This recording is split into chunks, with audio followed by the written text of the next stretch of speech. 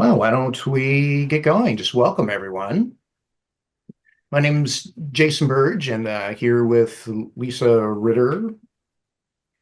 We are the co-founders of the Psilocybin-Assisted Therapy Association, and today's training is on the therapeutic dose. We were going through a series, and this one we wanted to focus on what is often overlooked and not talked enough about, which is the range of therapeutic dose. Okay. So quick update or just quick information about us, Psilocybin-Assisted Therapy Association. We're a national nonprofit and that promotes the educated and informed use of psilocybin to address the mental health crisis. So our focus is really is on it's how can psilocybin be used for those looking to use it for mental health. Our primarily around an education-based program. We also have a program that supports our licensed facilitators in the regulated environments. It's the Psilocybin Facilitators Association, promoting, helping them advocate for what their needs are, as well as providing education and best practices. And then a new program we're just launching off is the First Responder Collective. So similar to what Heroic Hearts out there is providing support and information for first responders, current and former first responders, so that they can help recover and live productive lives.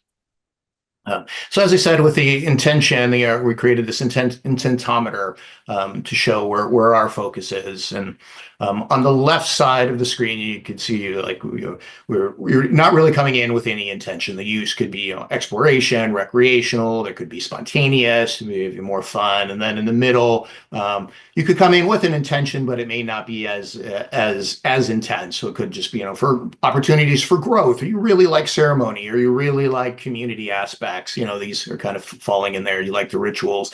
And then as you go on the other side is talking about folks that are really the therapeutic use of psilocybin. And so our information, we'd like to really gear towards these folks, because these are the folks that have the most to lose. So it could be dealing with, death and dying, it could be really, spiritual existentialism, anxiety, suicidality, treatment resistant options. And so our focus and what we're focusing on today is really about these folks that are going to be on the right side, that their intentions are to use psilocybin for a stronger therapeutic outcome. Yeah, so our objectives today, you can see here, this is our third in the series of bringing light into the darkness. The reason why we decided to have a series like this might be obvious, especially if you live in Oregon. Winter is long and winter is dark. And especially the months of January, February, and March. We're getting into April now, but it's been, I think because it's been a really helpful and needed series, just to add to everything else that's out there, to just offer information. That's what we're all about, is to help people in particular all across the spectrum, whether you're just getting started or you're in the know. I mean, Oregon having that unique distinction of being the first in the nation to have a state legal psilocybin program. We're finding people coming in from all over the United States because it's all expanding. And so one of our special missions is to just keep trying to get on a similar page, or a same page if possible. For this particular part in the series, we started with microdosing, and then we went all the way over to the other side of the spectrum with the heroic or the macro, the very large dose, or the kind of research model dose. One thing that we found really gets overlooked is this something in the middle, the therapeutic dose. I don't know that people are very familiar with that. I mean, we might be some of the most people. All of us here might be most in the know about it because we're obviously interested. But I think we could all learn something about what other people's beliefs and definitions are, and we'll go a little bit more into definitions as we get on here. But we'll define what a lower perceptual dose is, how apply it a little bit to Oregon Psilocybin Services, how manufacturers are helping to measure effectiveness, because that pertains a lot to what kind of dose and experience you have. safety, and in particular, just what are the advantages of starting low and going slow. So I just like to include this. We like to include this because PATA was founded in general, to address America's mental health crisis. And so I just like to include a little bit of information about, to just kind of back up that idea that we are in a mental health crisis, because not everybody may agree with that assessment, but a lot of really trusted media sources and other places, the Kaiser Family Foundation, have acknowledged, the White House and the other administration has acknowledged there is a mental health crisis. So then the quote at the bottom, just pointing out that, yeah, we have a lot of information. Yeah, a lot more is needed, a lot more. We have a lot of stuff that we work on. I mean, I, as a mental health professional, I'm in private practice.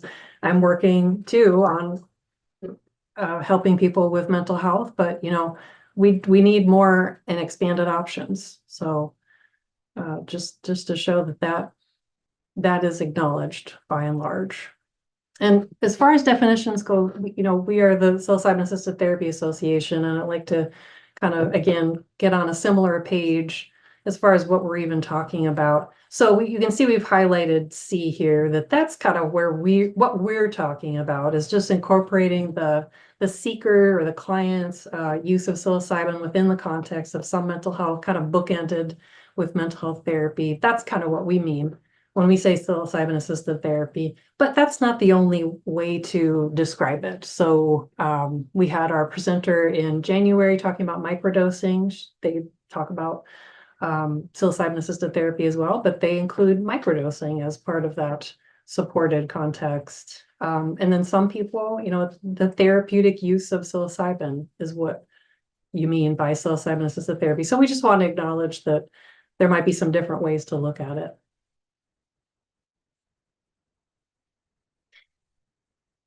And I think with that, I will turn it back over to Jason to introduce our first speaker, Jenna. Yeah, thank you, Lisa. So let's start off today. So we have three panelists, three folks. We have Jenna Cluey, and the next will be Harrison, and then following that will be Ryan. So we'll start off with Jenna, who has been around with Oregon Psilocybin Services since the beginning, involved in service centers, as a facilitator, also really spearheading efforts around what is the best use of and how to use psilocybin for varying folks.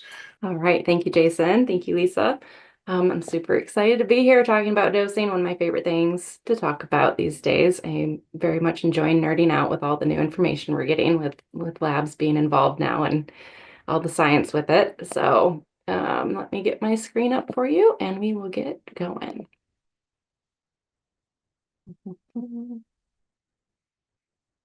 Great.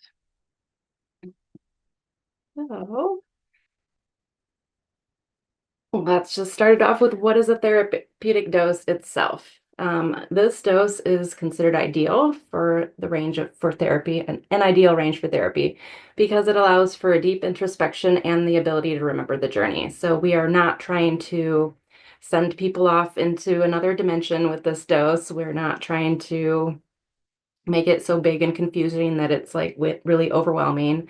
It could create additional trauma or struggle for folks if it does get to that level. So we want to be in this mid-range to be really able to have a gentler experience than that big heroic dose, but still have it be significantly mind-altering and get that default mode network broken up and start rewiring those pathways. So this dose range is historically, as we've measured in grams, this came in around half a gram to 2 grams. Now, as we're measuring it as a psilocybin analyte, this ranges between 10 to 25 milligrams.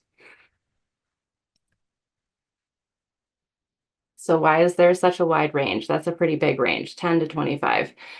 First, we have differences in people. I'm sure we've talked in the other two dosing discussions about how there are so many factors that make the dose hard to kind of nail down. We have differences in intention. So what I'm calling diagnostic intention. So depending on the diagnosis, what is it that they're trying to change or work on with the psilocybin? And also we have medical complications if they have any kind of liver dysfunction, different digestion type situations that could create some differences in dosing. We also need to look at medications that they're taking and where that dose range could fall into there. So a lot of different factors come up with that, but a big one is the folks and their intention. And then there's also the differences in strain. Again, really enjoying nerding out about this these days and looking at the different strains that we've been seeing our growers provide us. And part of that is this growing evidence that's showing a potential of an entourage effect with mushrooms.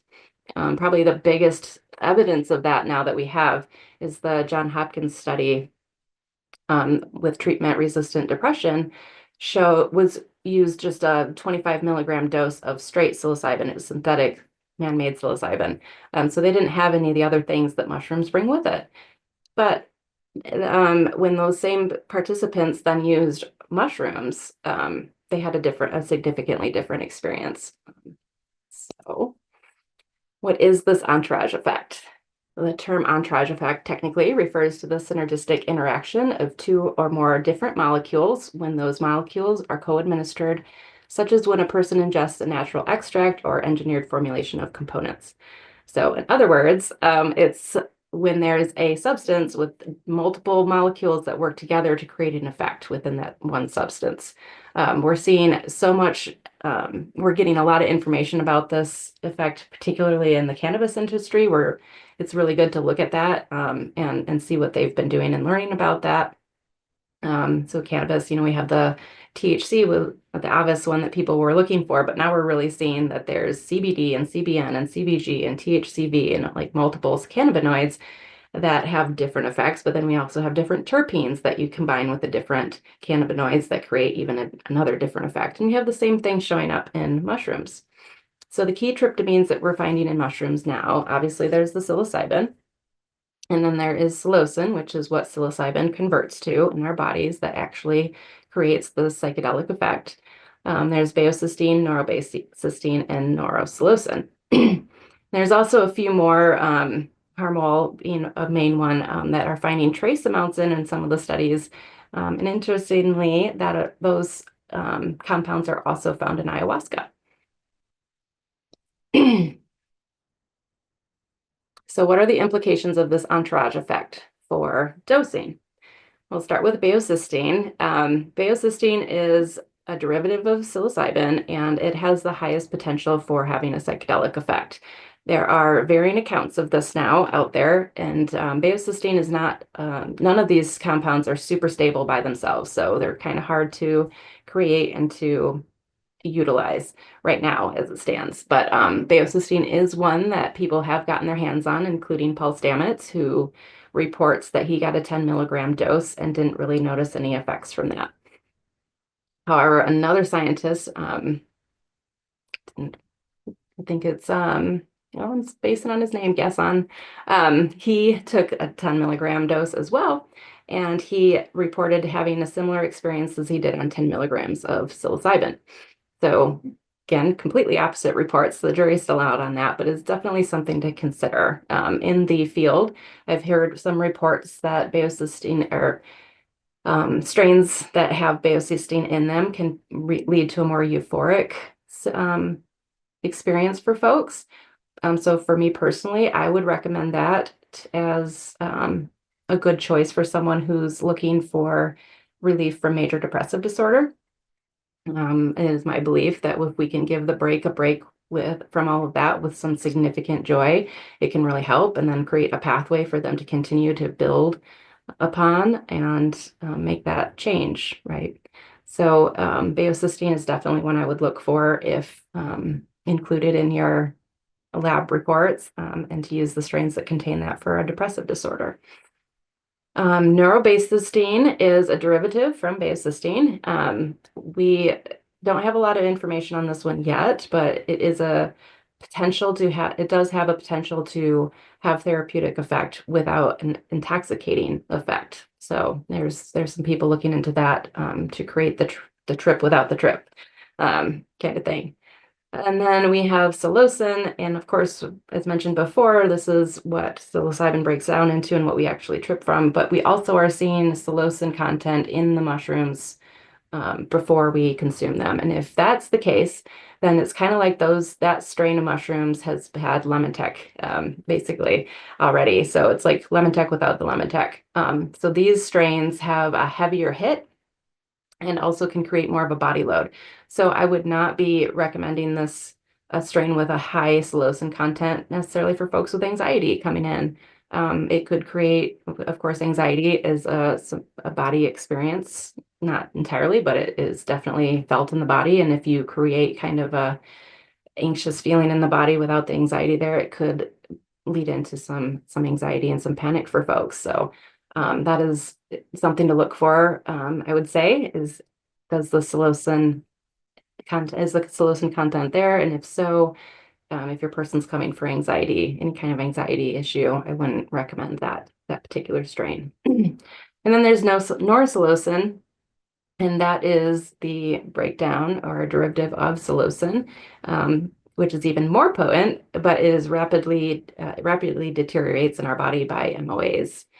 So we don't see a lot of that, and I don't think we've noticed it in like really readable results in the lab at all. So that's a small one, but very, very potent if it's there. So watching for that. Now considering diagnosis, what would I recommend for some of these things, and what am I seeing for some of this? That 10 to 25 is again a pretty big range. So with all the factors of psychedelic naivety, and if there's SSRIs on board or SNRIs, or there's liver issues, you're going to want to factor those things in first. But for folks, let's say they don't have any SSRIs or any medications, there's no liver issues, and the issue is just looking at major depressive disorder. I would still, and they're psychedelic naive, I would start at a pretty low 10 to 15 range so that they can kind of explore the space, be able to write about it and get some things out. And also I would recommend more of a euphoric strain to give them kind of that break, like I mentioned before. For post-traumatic stress disorder, that's kind of more of that, like, let's really look at this, let's get in there. So I would go and lean on the higher dose end of things for that, and would look more at like a 25 milligram range. Again, this is with folks without medications. And that can be a very helpful thing to really be able to look into things deeper, but not, again, blowing them into another dimension kind of a situation. Other anxiety disorders, generalized anxiety disorder, I would look at a lower strain and a higher strain for like an OCD type disorder, or not lower strain, lower dose and higher dose. So with generalized anxiety disorder, even the body load, like I mentioned before, could really create some panic and some anxiety coming in. It's very rare anyway for me to have an experience or to see a client come in that isn't already kind of shaky and pretty nervous. So if they have an anxiety disorder on that, or a panic disorder, introducing that body load, if it's a strain with a significant body load or a high dose, that can feel a lot. And this is again where I would not recommend something with psilocin in it. And then OCD though is more of a rigid diagnosis. So I would recommend more of a mind-opening experience for that, and that would be on the higher end of the spectrum between 20 and 25. Substance use disorders, they unfortunately probably have some liver damage, or at least some liver dysfunction going on if they have a significant disorder. And so you're going to look at needing a higher dose for that. And they also have obvious experience in a mind-altered state, so it won't be quite as new for them. So I would recommend a higher dose and more of the 20-25 experience for them. And then borderline personality disorder, which is what I specialize in, I always like the start low, go slow thing for that. is really, really important for me with this diagnosis. I would really start out at like the 10-15, unless, there's all the other factors I mentioned before, and unless they have a comorbidity with substance use, which is quite typical. So if that's the case, I would go more of like the 15 to 20 range to start. With all of these diagnoses, it's always been my recommendation that folks look at least 2 to 3 sessions, to not put all the emphasis on you're going to do this one trip and it's going to do all the things. And so starting more around the 10-15, unless they have substance abuse or dependence, then it's looking a little bit higher than that, to really just introduce and to see how it goes. And then subsequent sessions, you start a little bit higher and go up. So a general breakdown for this, in my opinion, an entry level into the space, which is a very gentle dose where there's, some psychedelic effects. There's maybe some giggling. There's that rush, there's serotonin's getting pumped in there. This is more of an able to sit and think and journal and create kind of space and just kind of a feeling of what it feels like in the body, that kind of thing. The light and contemplative dose is right around at 15 milligrams.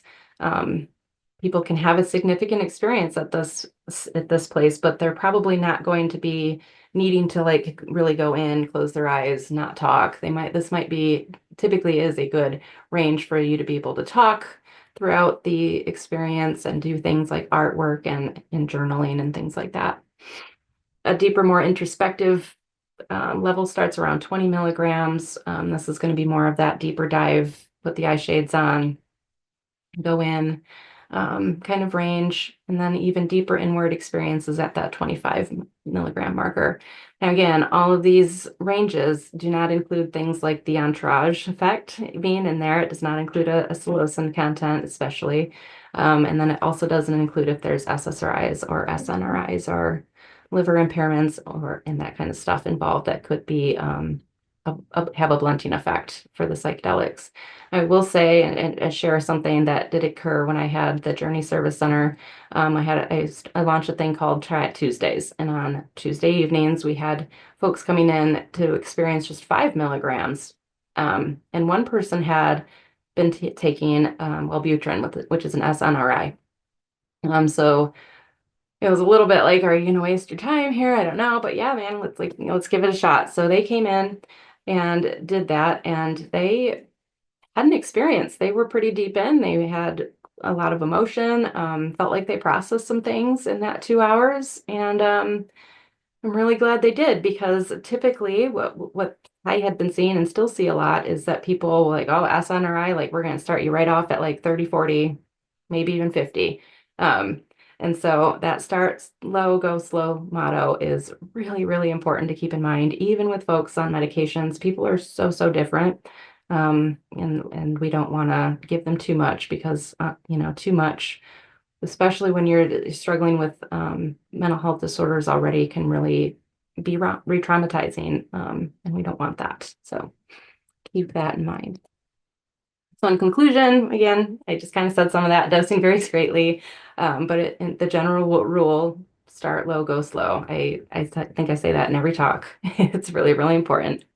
And then there's some different diagnostic intentions that will be a good starting point. So if someone's coming in for major depressive disorder, again, more of that, take a break from that sadness and have more of a euphoric experience might be something that you look at a lower dose with some baeocystin in. Folks with anxiety, no psilocin, also a lower body dose for that body load consideration.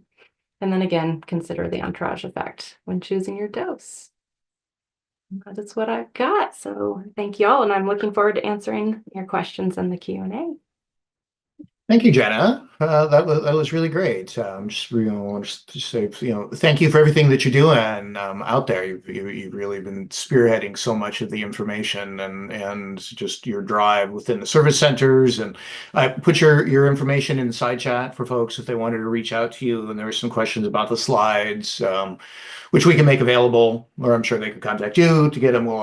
We can provide And so thank you. And then we'll answer more questions at the end. And next up, we have Harrison, who is one of our manufacturers, and he's also a researcher. Wealth of knowledge, incredible man as well, to share on just kind of his insights as a grower from what he's seeing and on growing the substances and what he's seeing within the industry. So thank you, Harrison.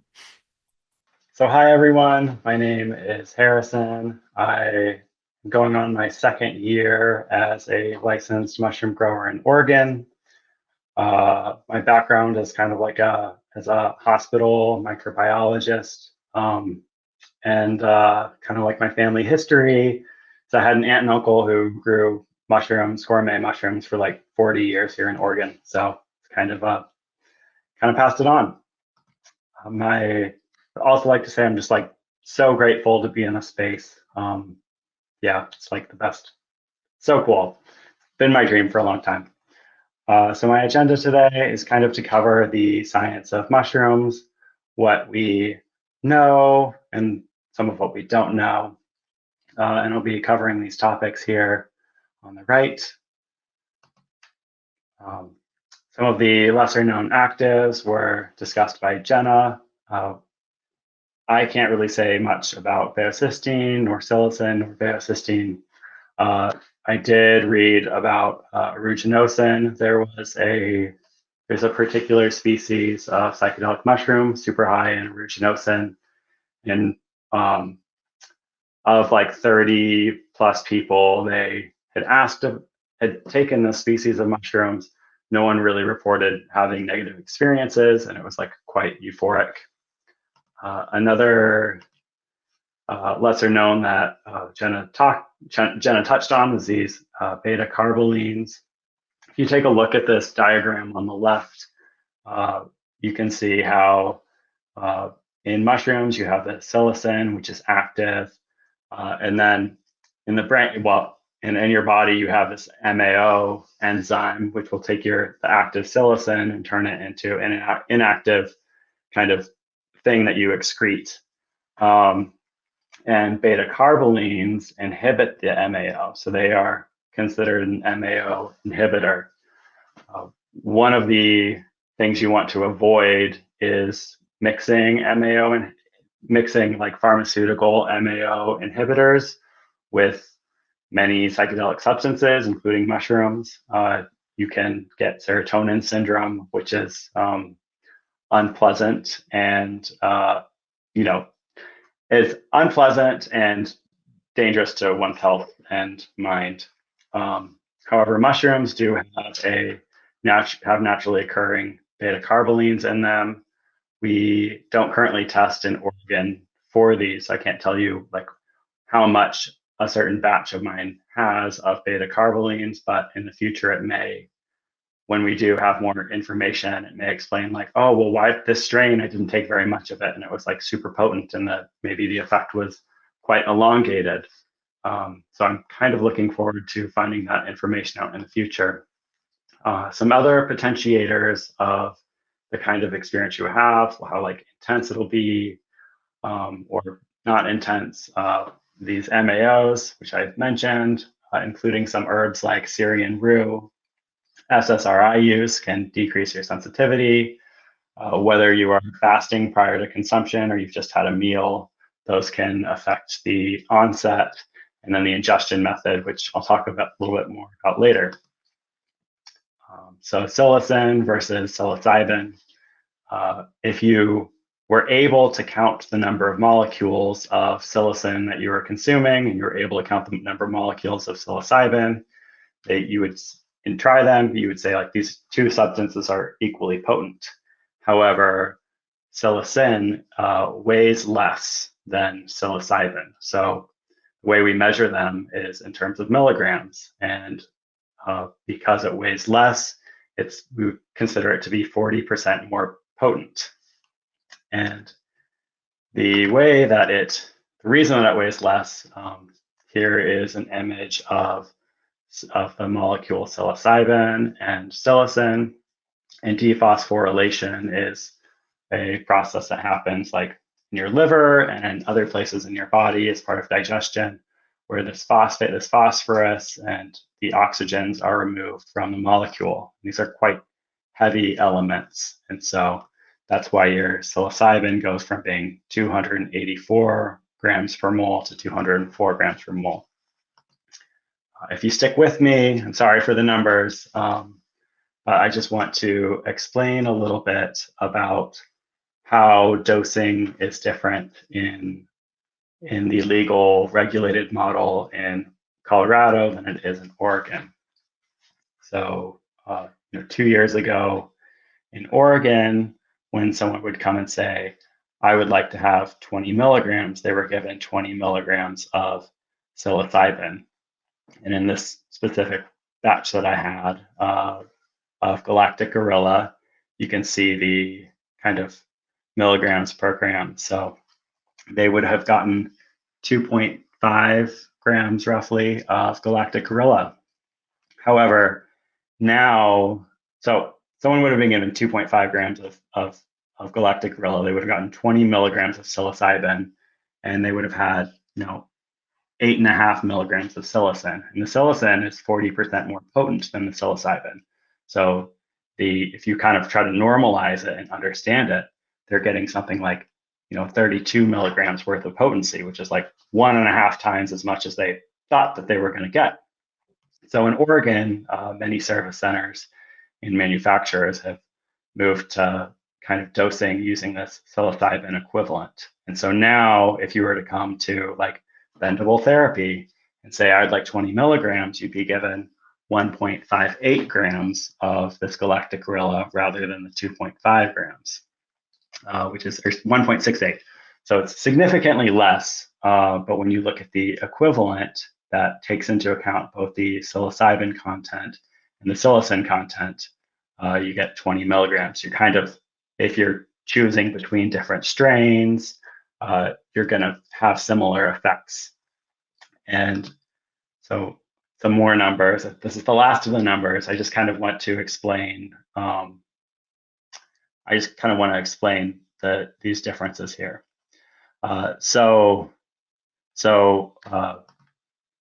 Actually, Colorado uses psilocin equivalent, which is that's this third thing that I kind of skipped over. But their 20 milligrams would have been in the middle of like 2.2 grams rather than 2.5 grams or 1.7 grams. So moving on to this next slide that shows some various strains that I've had tested over the past 6 months. This Shakti batch had 0 milligrams of psilocin detected, but 8.6 milligrams of psilocybin per gram detected. So in this case, the psilocybin, if you have 2.33 grams of Shakti, the psilocybin is equal to the psilocybin equivalent because there's no psilocin. And then you look at kind of this Golden Teachers, which has like a little bit of psilocin, and then the Galactic Gorilla, which has more psilocin. You can just see that this is based on the ratio. Which is to say, in Oregon, 20 milligram psilocybin equivalent is always going to be 14.37 milligrams psilocin equivalent in Colorado. So if you are trying these things in multiple markets, you need to know that there is consistency. It's just that you have to do a little equation first to switch one to the other. And if you're interested in getting a little bit more nerdy, the psilocybin is 284 grams a mole and the psilocin is 204. You kind of see these equations at the top of these columns, and they're just the inverse of one another. Not super important, but you want the details of it. So here is some information on different ways of consuming psilocybin. You can take it in capsules, which is often like homogenized, powdered form, and then put in to some like vegetarian capsules or whatever. That typically increases the time for onset. It can be like 45, greater than 45 minutes. If you would like to have a shorter onset, you can make a tea from it. I have some tips from Rose City Laboratories, which is currently the only state registered lab that does all the testing. And so with the tea they found, the best thing to do is to use water that's extremely hot, like 100 degrees Celsius, 212 degrees Fahrenheit. You steep it for a short amount of time, like 5 minutes. If you try to make tea with cooler water, or if you try to steep it for longer, you will lose a lot of the potency. The psilocybin and psilocin can break down. And so that was just their finding.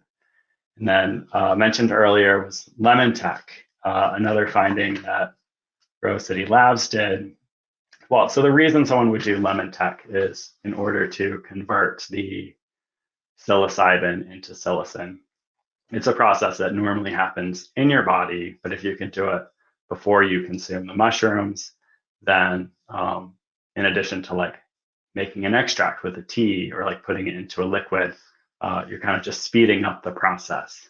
And so what Rose City Labs found is that you should actually do orange juice tech, which is basically to find like the cheapest, most pasteurized, processed version of orange juice in the grocery store, and break up your mushrooms or powder it and put it in there.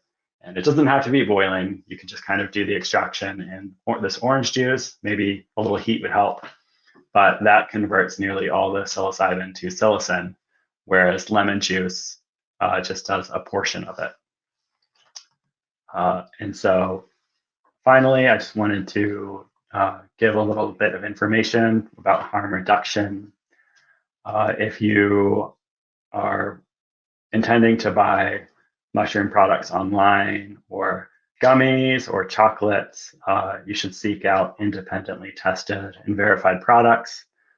You risk consuming synthetic chemicals or research chemicals such as 4-ACO-DMT, or other types of legal but possibly toxic natural substances. So some mushrooms that have been sold online, psychedelic mushrooms that have been sold online, have been like Amanita muscaria mushrooms, which is like muscimol, and that is considered a toxin.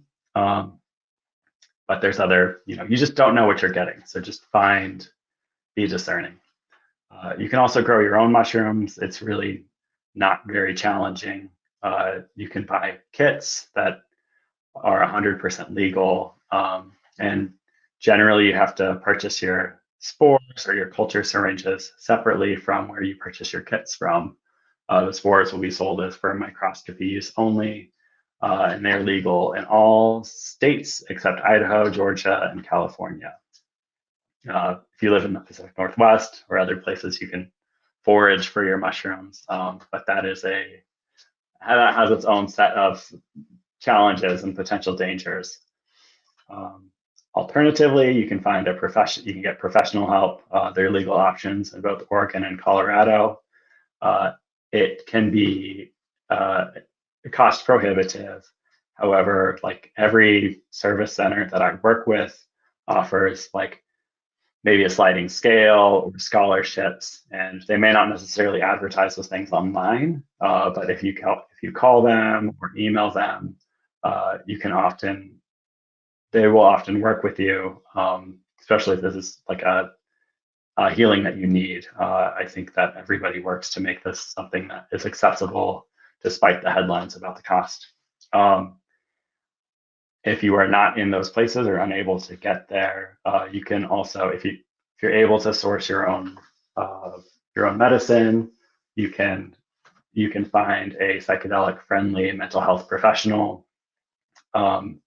One place that I know of is the Portland Integration Network. They have like listings of people who oftentimes have credentials and nationally recognized credentials, and they're friendly to helping you kind of integrate your experience.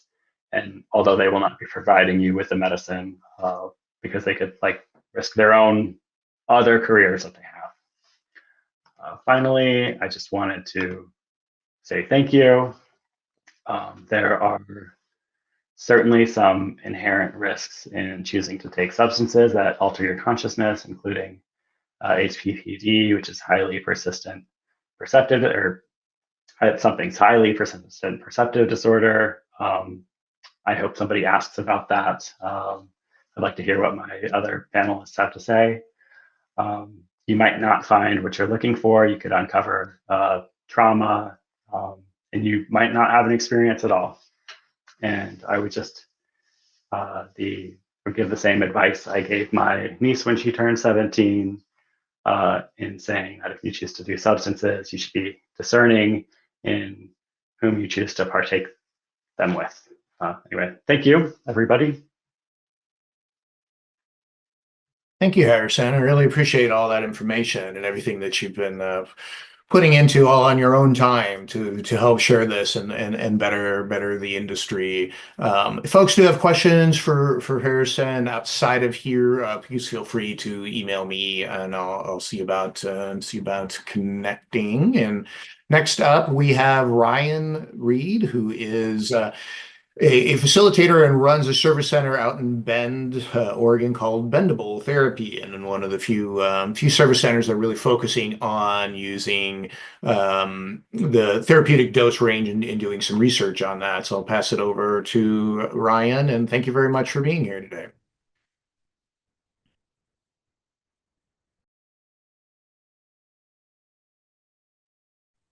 Awesome. Thank you, Jason. Thank you, Lisa, so much for hosting. And yeah, thanks, Harrison and Jenna, for kicking it off. Yeah, I'm Ryan. I'm with Bendable Therapy.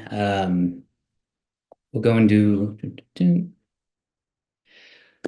little bit pretty quickly here, who we are, and what experience we've gained while doing what we do, and then go into some dosage guidelines. So yeah, I'm Ryan. I'm a licensed facilitator.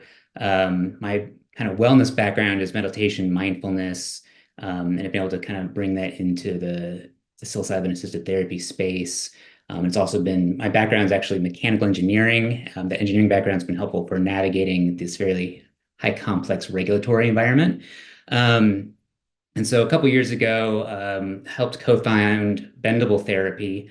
It's a nonprofit dedicated to increasing legal, accessible access to psilocybin-assisted therapy. We launched Bendable Service Center in 2023. It was the 5th licensed service center in the state. So we've been doing this almost as long as it's been around here in Oregon.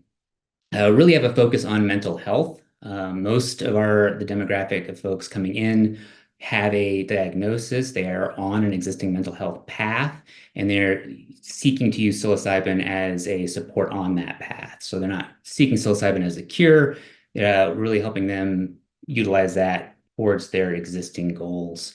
A majority of our facilitators are either dual licensed with mental health license, or have a therapeutic background.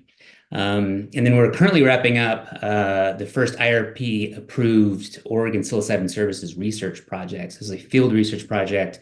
We had about 100 clients go through. This is looking at who's seeking it, pre and post outcomes. This is just a general study of how Oregon regulated psilocybin services are working. So now we have the data, and we'll start to compile that and hope to publish later this year.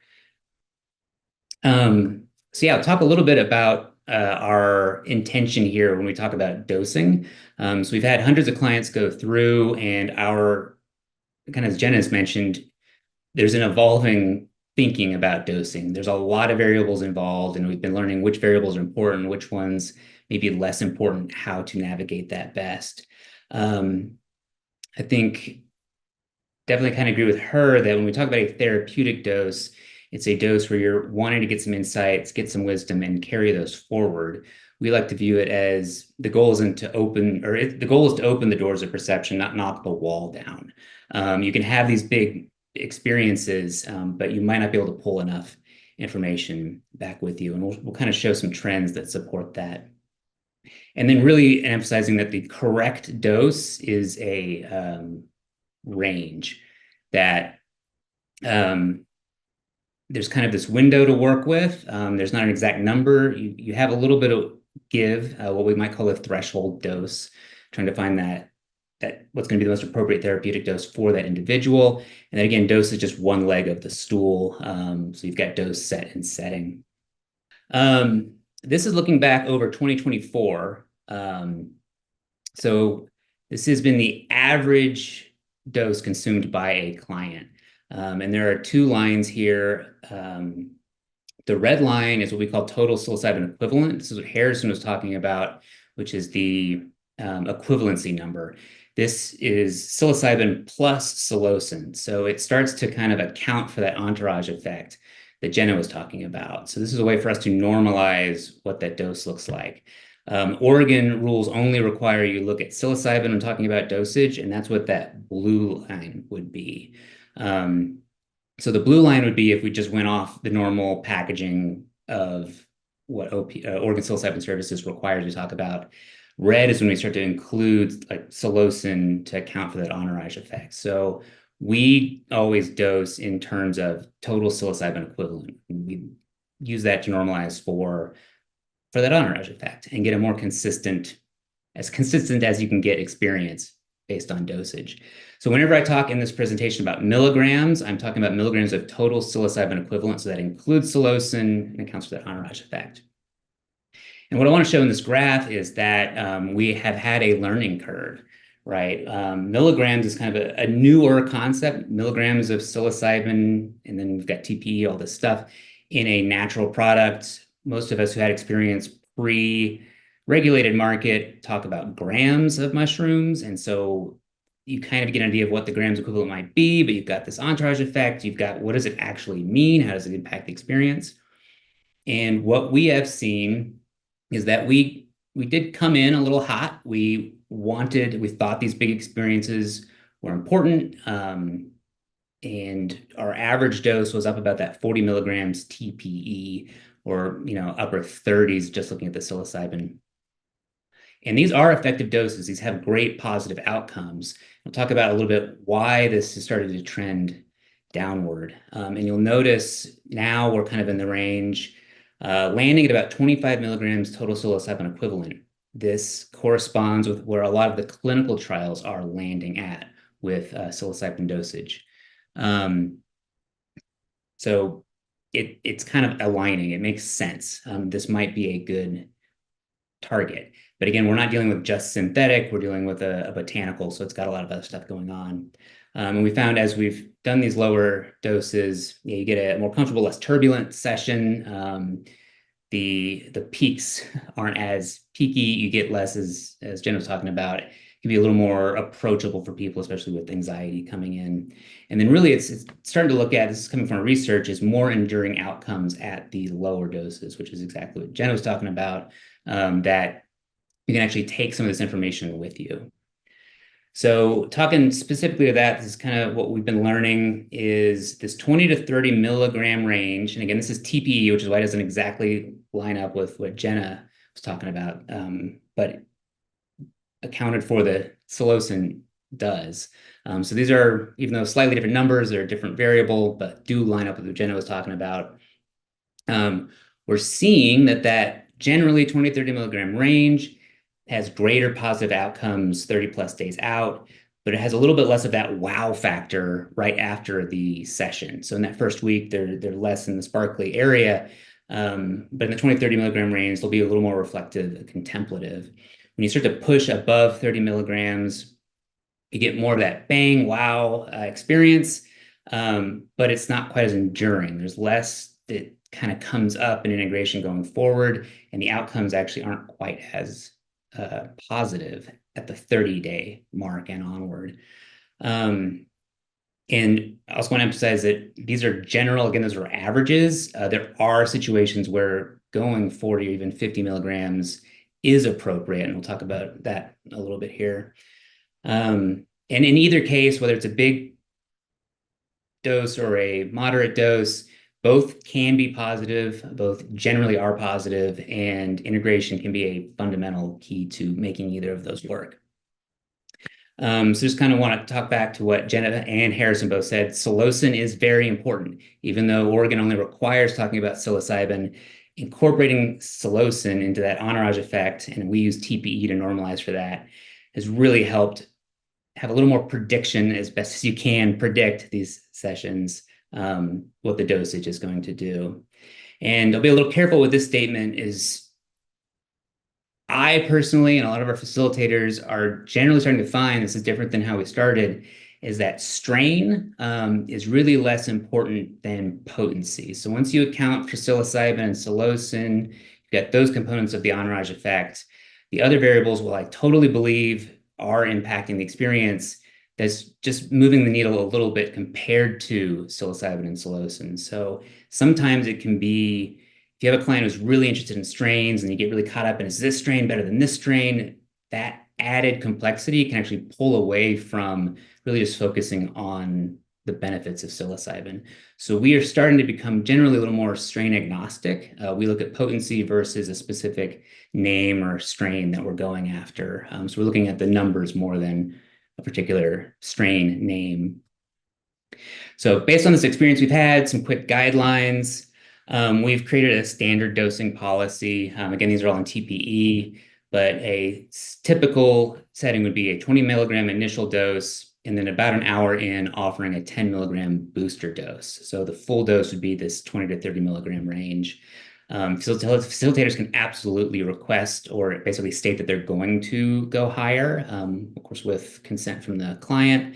And there's a variety of reasons that they might do that. We'll touch on some of those. I want to talk to medications briefly. This is a very big topic. Something we have started to realize and learn is that, yes, SSRIs, SNRIs can have blunting effects. Some of the research is showing that it's not all the time, and in fact, not even the majority of the time. So someone might come in with an SSRI, really is just a 30% chance it will blunt. The old knowledge or advice was like, see if you can taper off of it, but tapering off, especially if you've been on antidepressants for months or years, can be destabilizing. And adding that instability to a psilocybin session might do more harm than good. So our general leaning now is not to change meds, stay on what you're on, and then still start at that 20 milligrams generally. And if we need to boost, just boost maybe higher if it's not working as well. That seems to be pretty effective. So this lines up with what Jenna was saying. They start low, start slow, and build up from there, versus kind of this old style of like, oh, you're on SSRIs, we're going to double the dose out the gate. We're finding that's incorrect. Really work your way up.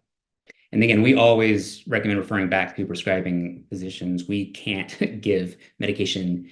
We can't tell them what to do with their meds, but we would definitely involve the doctors. Doctors are usually pretty cool about talking to their clients about this. Another thing that we've started doing is basically just forget about grams. There's so much variability in different strains, even the same strain batch to batch. And now we can measure these compounds. So by not thinking about grams, you're not bringing in a lot of the complexity of different potencies. Just talk about milligrams. We package everything in 10 or 20 milligram packages. Don't think about grams. Clients come in with different perceptions about how many grams means what. And by switching to milligrams, you kind of get to leave those at the door and have more discussion about this is what a therapeutic dose is.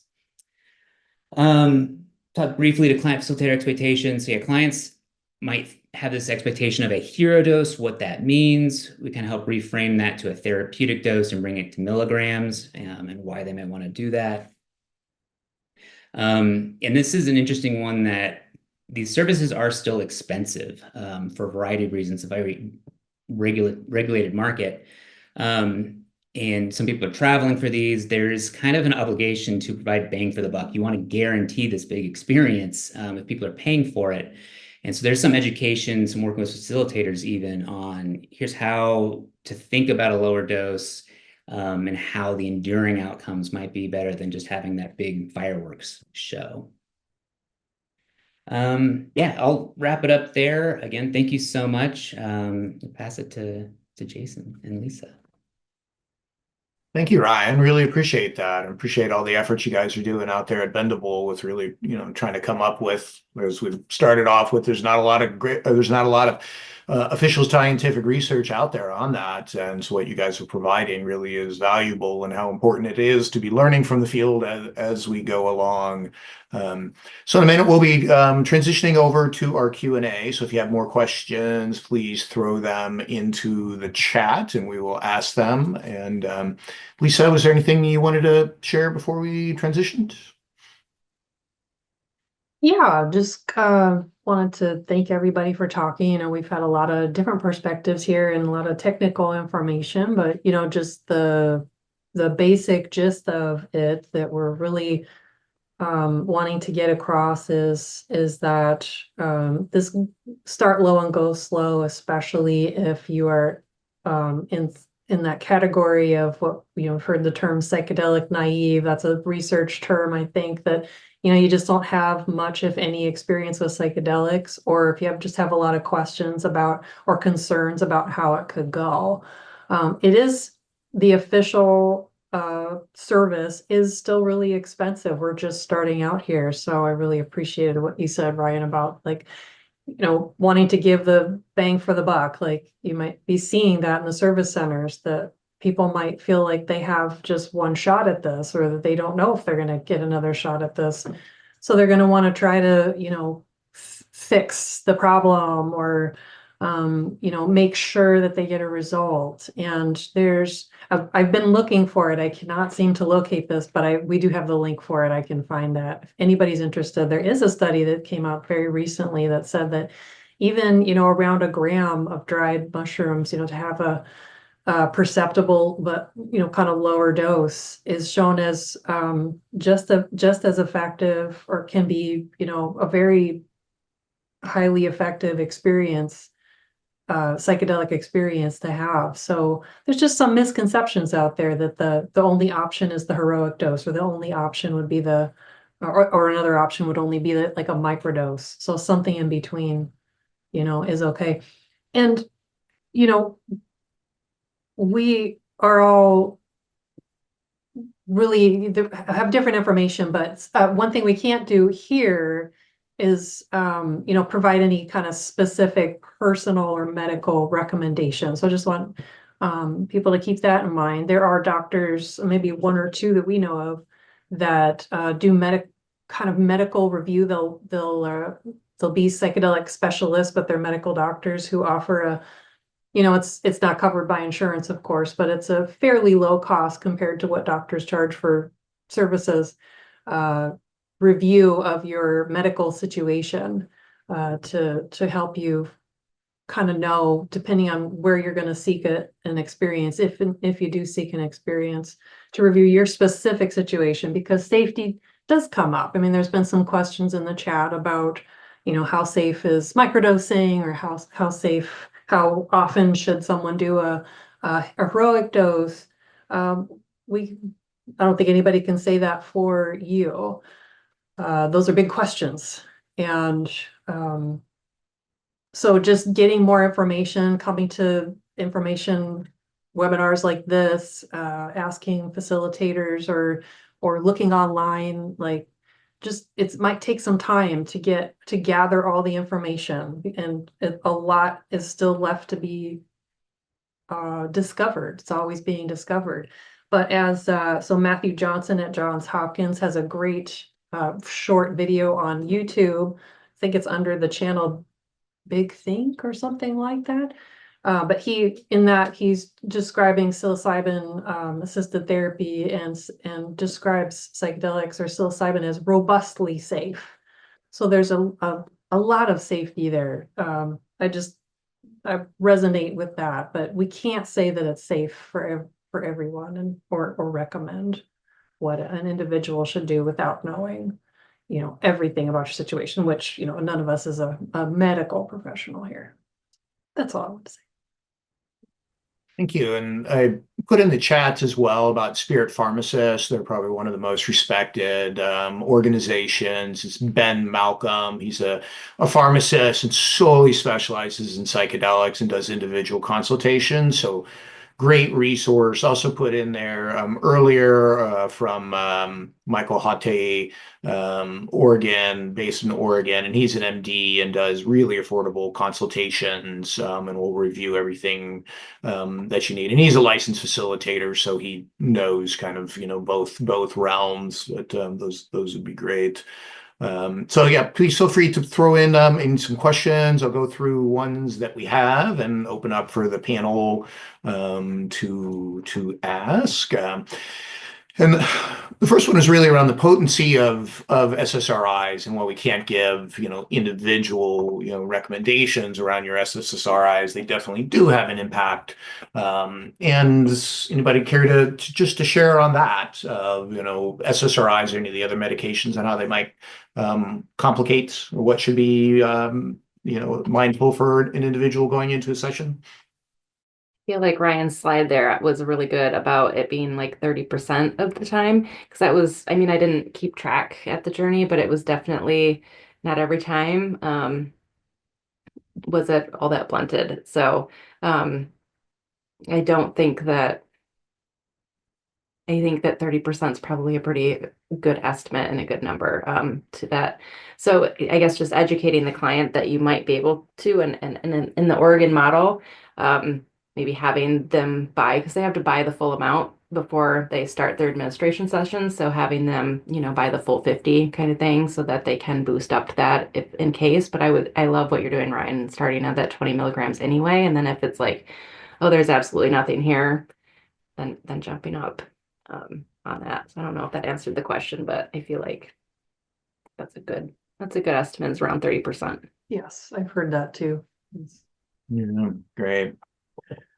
Thank you. And then, so there was some discussion around the dried products, and Matt, who's also associated with Patty, he's part of our psilocybin facilitators association, very knowledgeable in there. But Harrison, anybody it's very complex around dried because it's not the same, particularly when you get into all the research that you all have been doing. And so it is hard to navigate if you've never done this. How do you do it? So, any thoughts you'd like to share? Yeah, I mean, I think like the standard kind of like average mushrooms when you grow them from spore usually aren't the crazy high ones. So like the crazy high potency mushrooms are like you have to buy a syringe and it's full of live mycelium and it's from someone who's genetically been selectively breeding it to be that. So I say like between 6 to 7. Like if you want to try to assume without having any lab testing, I just assume like 6 to 7 milligrams per gram. And I pasted a link from Rose City Labs showing what their kind of graph was, and it's like a bell curve, and that's where most of their potency tested at. And start low and go slow. If it feels like, maybe make the assumption of like, this is 6.5 milligrams per gram, and then just try a tiny amount. And if it blows you away, then maybe that assumption isn't correct.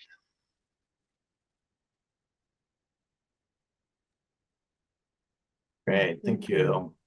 Definitely an area that I imagine there'll be a lot more research, and hopefully there will be, that'll help people.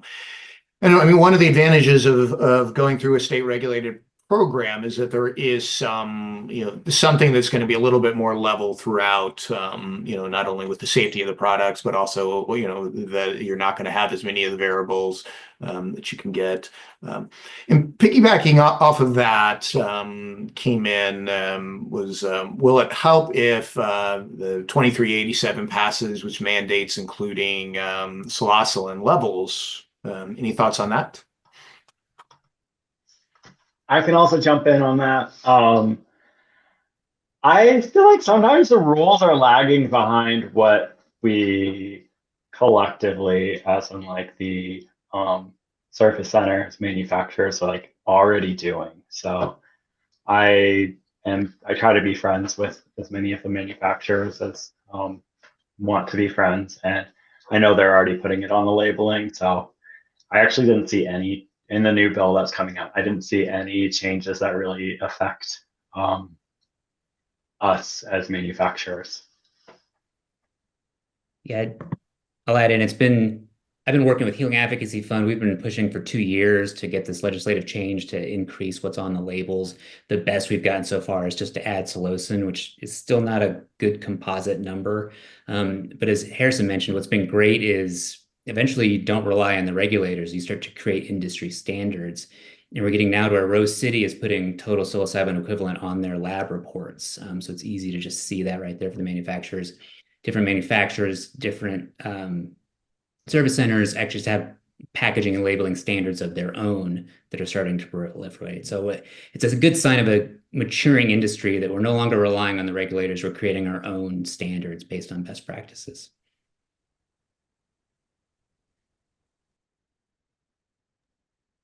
Great, thank you. And then just kind of one last general question, and then we'll stop the recording and just move on to if folks want to come off and do their own. There's some questions around just the safety of macrodosing and of microdosing. And I put in the chat we had two great trainings on this. So that was the sessions 1 and 2, parts 1 and 2 of this series. So highly recommend you go back and you can dive into there. On the macro dosing and just the option of how often it should be done and the safety around it, I mean, very variable, but anybody have thoughts on that that'd like to share?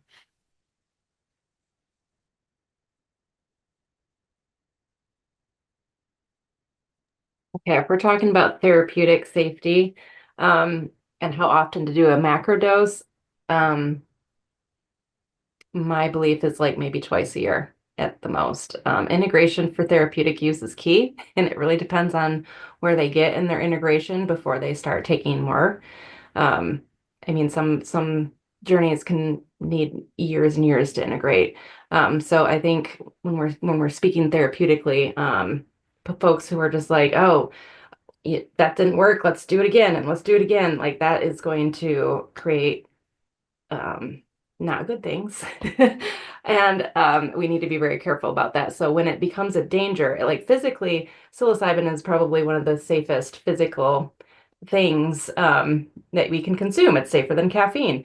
But psychologically, if we keep going at this and trying to reach the trauma, but it's re-traumatizing and you're not getting the skills to be able to go back into the space, you're going to keep getting re-traumatized and create a much more significant mental health issue. So is it safe physically? Yes. Mental health wise, maybe not. So I would recommend, this is a total case by case thing, but typically for therapeutic, it's somewhere between 3 to 6 months before you enter into the space again, is my recommendation.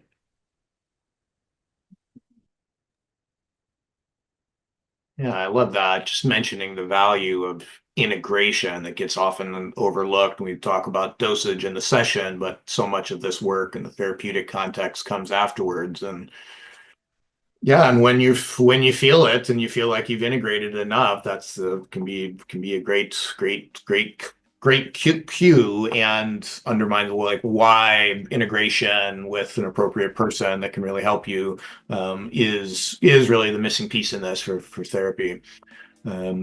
Excellent. So we're going to shut off the video and then we can open it up to just a general Q&A and folks can come off video and raise your hand and ask questions. Really appreciate everyone staying. If you can't stay, please feel free to to leave or stay on if you'd like. Appreciate everybody, just our panelists being involved and taking the time to do this. All for free for the community, and that's a big part of what we in PATA wanted to be doing is be providing education for everybody out there so that everyone has the access to help them in their mental health process. And if you are watching this on YouTube, please be sure to like and subscribe.